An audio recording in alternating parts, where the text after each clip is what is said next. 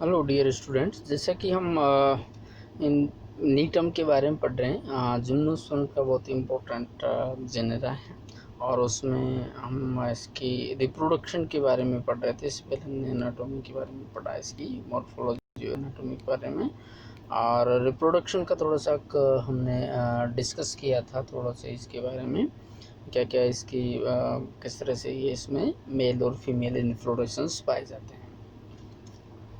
Now we are discussing about the male strobilus. Male strobilus की अगर हम बात करें तो सबसे पहले इसका जो एक्चुअल डायग्राम है वो आप देखें। मेल स्ट्रोबिलस है ये, this is the male strobilus या मेल इन्फ्लोरेसेंस इसमें कह सकते हैं। और इसमें आप ये देखिएगा, ये जो ग्रीन ग्रीन पार्ट है, दिस इज़ द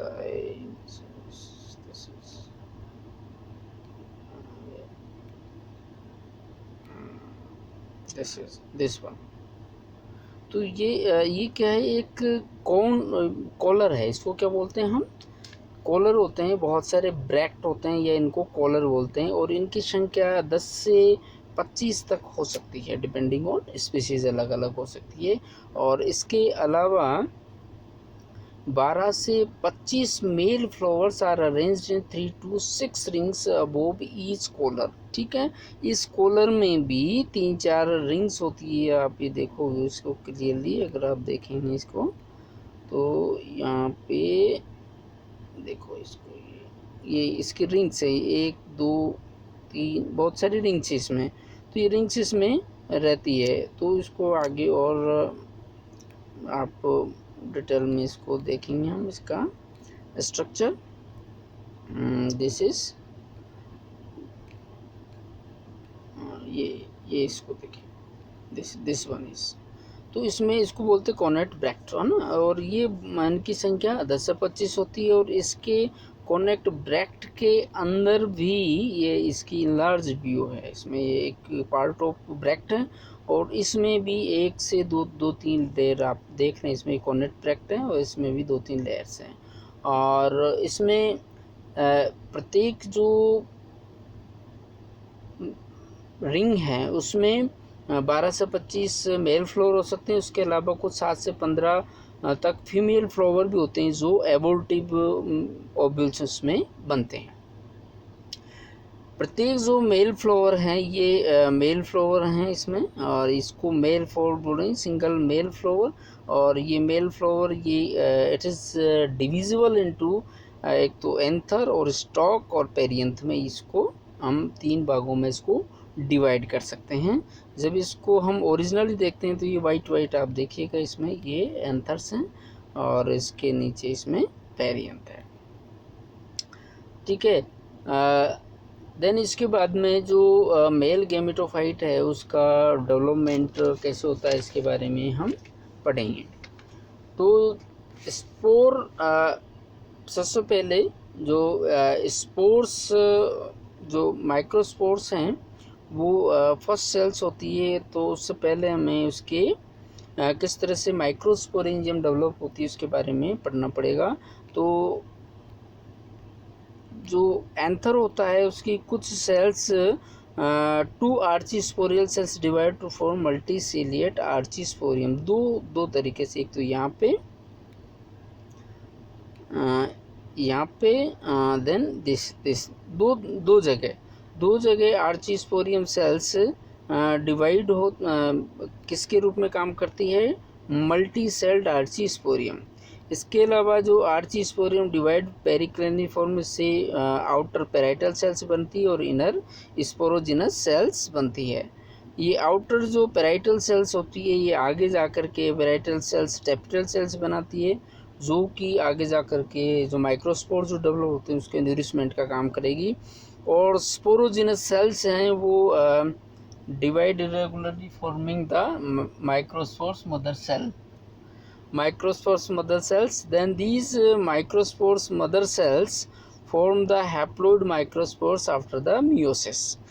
और उसके बाद में स्पोर टेट्रेड बनता है।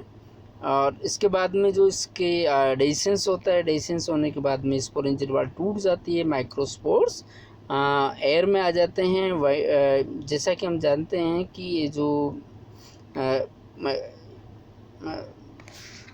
नीटम है, नीटम वाइंड पॉलिनेटेड है, तो हवा के द्वारा पॉलन्स एक प्लांट से दूसरे प्लांट्स की तरफ ले जाए जाते हैं।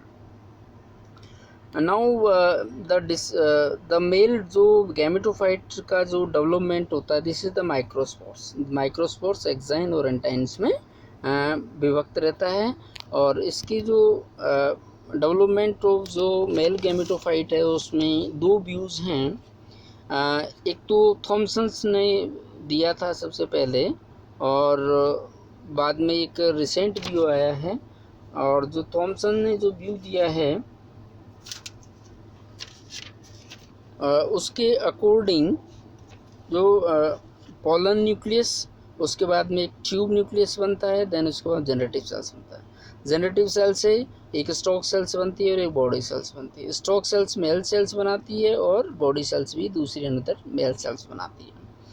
जबकि प्रेजेंट जो व्यू है वो उसमें पॉलन न्यूक्लियस से एक प्रोथेलियल सेल्स बनती है जो after some times it is degenerated, then antheridial initials बनता है, देन ट्यूब्स न्यूक्लियस बनेगी और एक एंथ्रीडियल सेल्स बनती है, या इसको स्पोरोमेटोजेनस सेल्स भी बोलते हैं।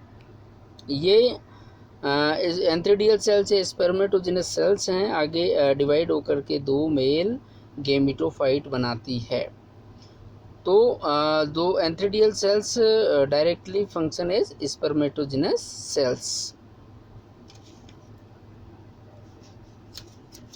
देन उसके बाद में एक और इम्पोर्टेंट चीज़ है यहाँ पे, जो पॉलिनेशन होता है। पॉलिनेशन जो है वो 3 सेल्ड अवस्था में होता है। देन उसके बाद में आगे का डेवलपमेंट, जब पॉलन्स माइक्रोपाइलर रीजन से पहुँच जाते हैं वहाँ जाकर के आकर इनका आगे का डेवलपमेंट होता है।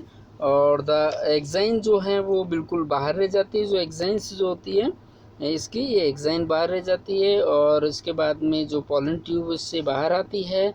और इसके अलावा the spermatogenous cells moves into pollen tube and subsequently divide to form two equal male gametes बन सकते हैं और 2 अनइक्वल भी हो सकते हैं। 2 इक्वल बनते हैं जैसे नीटम यूला, नीटम न्यूमोन में। 2 अनइक्वल मेल न्यूक्लियस बनते हैं जैसे नीटम अफ्रीकैनम में। तो जो मेल गैमेट्स है वो कैसे होते हैं, इसमें नॉन मोटाइल होते हैं, और उसके बाद में इनका फर्टिलाइजेशन होता है। फर्टिलाइजेशन होने के बाद में ये आगे जा कर के फिर जाइगोट फॉर्मेशन हो जाता है। तो आगे अच्छा, इसके जो पॉलिनेशन है बाइंड पॉलिनेटेड है, और 3 सेल्ड अवस्था में पॉलन्स वो बाइंड के द्वारा एक प्लांट से दूसरे प्लांट पे चले जाते हैं।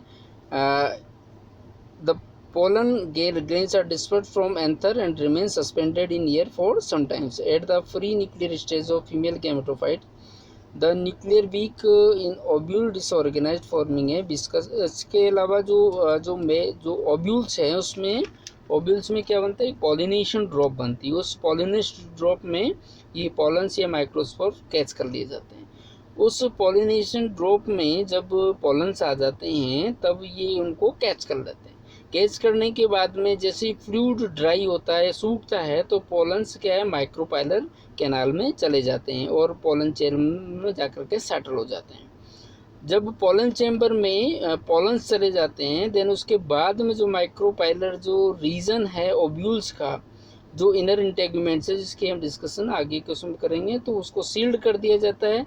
एक due to the development of flange, एक स्पेशल प्रकार के टिश्यूज़ हैं, तो उससे ये फिर क्लोजिंग हो जाती है और फिर दूसरे पॉलन्स उसमें ओव्यूल्स में इंटर नहीं हो पाते हैं। जैसे ये ओव्यूल्स की स्ट्रक्चर आप यहाँ पे देखेगा, उसमें ये इनर इंटेगुमेंट्स, माइक्रोपाइलर रीजन्स, और ये जाकर के फिर आगे जाकर के ये माइक्रोपाइलर ट्यूब है या आउटर जो इनर इंटेगुमेंट्स है वो क्लोज कर लेता है इसको।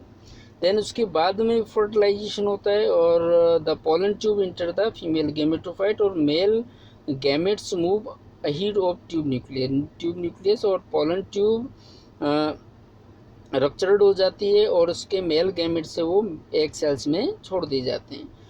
जो मेल जो सेल्स हैं उसके आउटर जो शीट है वो बाहर रह जाता है, सिर्फ न्यूक्लियस इसमें एंटर कर पाता है, और एक जो मेल न्यूक्लियस है और एक एग न्यूक्लियस है, दोनों फ्यूज़ होकर के जाइगोट का फॉर्मेशन करते हैं, और ये जाइगोट आगे जा कर के पूरा स्पोरोफाइट का डेवलपमेंट करेगा। नेक्स्ट वीडियो में we will discuss about the female gametophyte development and life cycle of the नीटम।